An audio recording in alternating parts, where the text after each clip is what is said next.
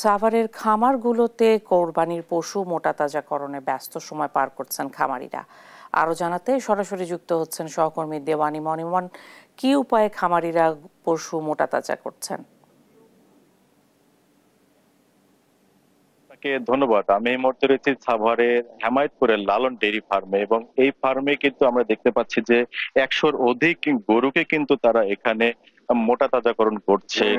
হৃষ্টপুষ্ট যেটা যে প্রাকৃতিক উপায়ে ঘাস, খড়, চিটা চিটাগুড় এগুলো দিয়ে যে সমস্ত খাবার তৈরি করেই কিন্তু তারা মূলত এই খামারের যে সমস্ত গরুগুলো রয়েছে এই গরুগুলোকে কিন্তু তারা সেই খাবারগুলো খাওয়াচ্ছেন, এবং তার মাধ্যমে কিন্তু তারা মোটা তাজাকরণ করছেন। এখানে দেখতে পাচ্ছেন যে এই খামারে যে গরুগুলো রয়েছে তার বেশিরভাগই দেশি গরু, এবং এই যে দেশি গরুর চাহিদাগুলোই কিন্তু কোরবানির ঈদ আসলে সেটির কিন্তু চাহিদা সবচেয়ে বেশি থাকে। এছাড়াও কিন্তু এই খামারে আরো অন্যান্য জাতেরও কিন্তু গরু রয়েছেন। আমরা আমরা এখানে এখানে আসার পর থেকে দেখেছি যে এখানে খামারিরা যারা রয়েছেন তারা এখানে এই এই যে যে সমস্ত পশুগুলো রয়েছে কোরবানির উপলক্ষে প্রস্তুত করছে এই গরুগুলোকে কিন্তু তারা আহ, গোসল করাচ্ছিলেন এবং তাদেরকে খাবার দিচ্ছিলেন। এখানে আমরা দেখেছি যে কাঁচা যে ঘাস তারা নিজস্ব জমিতে এই ঘাসগুলো তারা উৎপন্ন করেন, সেই ঘাসগুলো তারা এখানে দিচ্ছিলেন। এছাড়া এখানে যারা এই খামারের যারা নিয়োজিত রয়েছেন এই এই গরু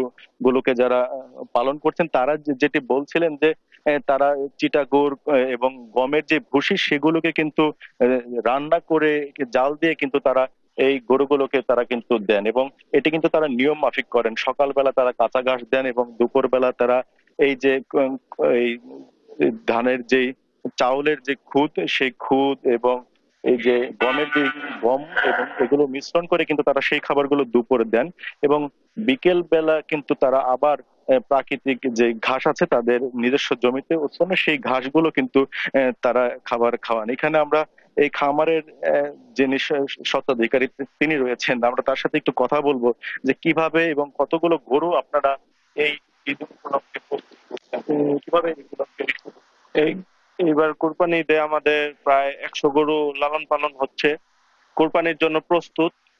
সেইখানে আমরা প্রায় 50টা আছে দেশি শাহিওয়াল, আর কিছু আছে অস্ট্রেলিয়ান। এগুলা এগুলা আমরা হচ্ছে কাঁচা ঘাস খেতে আমরা তো উৎপাদন করে ওগুলা খাওয়ানো হয়। আর এমনি পুষ্টির জন্য, আরো পুষ্টির জন্য ভুসি, কুড়া, তারপর জাউ, তারপর ভুট্টা ভাঙ্গিয়ে এগুলা খাওয়ানো হয়। কেমন? এই যে ঈদ চলে আসছে খুব কাছাকাছি, ক্রেতা আসছে কেমন? ক্রেতা আলহামদুলিল্লাহ আল্লাহর রহমতে অনেক ভালো ক্রেতা আসছে। আমাদের অলরেডি 100 গরু থেকে আমাদের 25টা সেল হয়ে গিয়েছে। আলহামদুলিল্লাহ সামনে আরো ক্রেতা বৃদ্ধি পাবে এই আশাবাদী আছে। এখানে আপনাদের মোট কতগুলো গরু আছে এবং কতগুলো প্রস্তুতি করেছে? ঈদ উপলক্ষে আমাদের প্রস্তুত 100 গরু। আর এইভাবে আমাদের গরুর দুধ মানে গাভীর জন্য এবং বাছুর সহ আমাদের গরু আছে 200।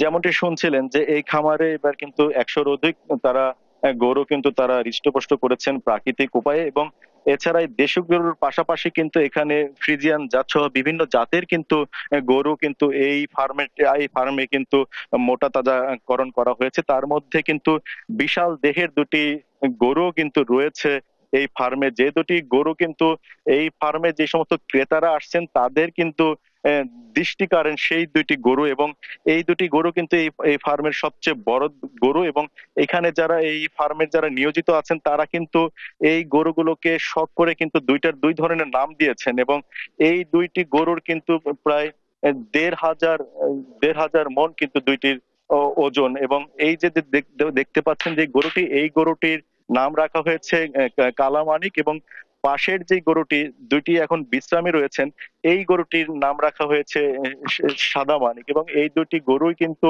এই ফার্মের সবচেয়ে বড় গরু, এবং এই এই গরুর নাম কিন্তু এই দুইটি গরু কিন্তু ফ্রিজিয়ান জাতের। এবং এই যে এইখানে যারা রয়েছেন তারা বলছিলেন যে এই ফার্মের যারা এই ফার্মে যারা ক্রেতা আসেন তারা কিন্তু সর্বপ্রথমে এসে এই যে দুটি বিশাল দেহের যে গরু দুটি রয়েছে এই গরুদের প্রতি কিন্তু তাদের প্রথমে দৃষ্টি থাকেন, এবং এভাবেই কিন্তু সাভারের অন্যান্য যে সমস্ত খামারগুলো রয়েছেন সেই খামারগুলোতেও কিন্তু এবার কিন্তু এই গরু হৃষ্টপুষ্ট মোটা তাজাকরণে কিন্তু কাজ করে আসছেন কৃষিকা। ইমন, অনেক ধন্যবাদ আপনাকে। খামারিদের গরু মোটা তাজাকরণের সর্বশেষ তথ্য জানছিলাম সহকর্মীর কাছে।